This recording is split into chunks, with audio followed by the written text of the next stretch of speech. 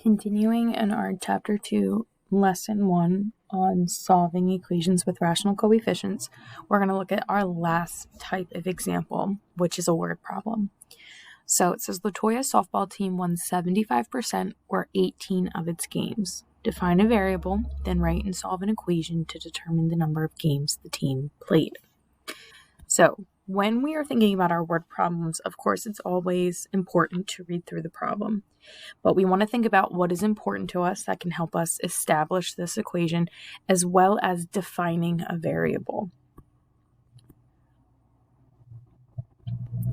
So they looked at what was important, and they said that 18 games, or that 75% of the games played, were important, and then a letter N was picked to represent the number of games played. So remember, when we're defining a variable, we want to do something very similar to that, where we're picking what letter we're going to use and also stating or what it's representing, in this case, the number of games played. So when we think about writing our equation, since we have a decimal or a percentage here, we want to write it as a decimal. So remember, our 75% can be written as 0.75, because if we multiplied by 100, we would get that percentage back. But we have 0.75n equals 18. So remember, when we have this coefficient attached to my variable, it's trying to multiply it. So in this case, it's trying to take that 75% of the total games, which we know was 18. And then, of course, to solve it, we would be able to take our same steps that we could divide then by that 0.75 on both sides, since we know we're trying to multiply, and we would get n equals 24. Now, what's important with our word problems, remember, this solution is no longer just a number. It does represent something real. So we would always want to end that with a sentence or a statement saying that, in this case, since we're trying to figure out how many games Latoya's team played, we can say Latoya's team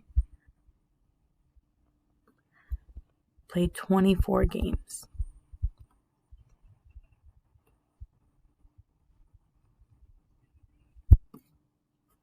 So let's try another one.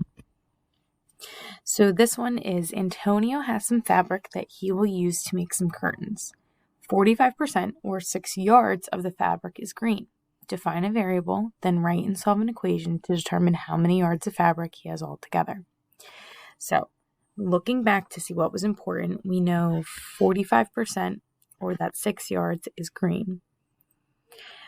We want to define a variable, and what we want that variable to represent is what we're trying to find in the problem. So in this case, we're trying to find how many yards of fabric he has altogether. So let's use x as a variable, and we want to define it as what we're trying to solve for. So let x be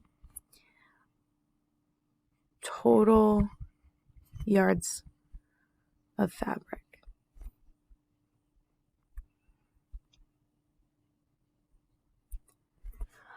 So when we think about creating this equation similar to the previous example, they tell us that 45% or 6 yards of the fabric is green.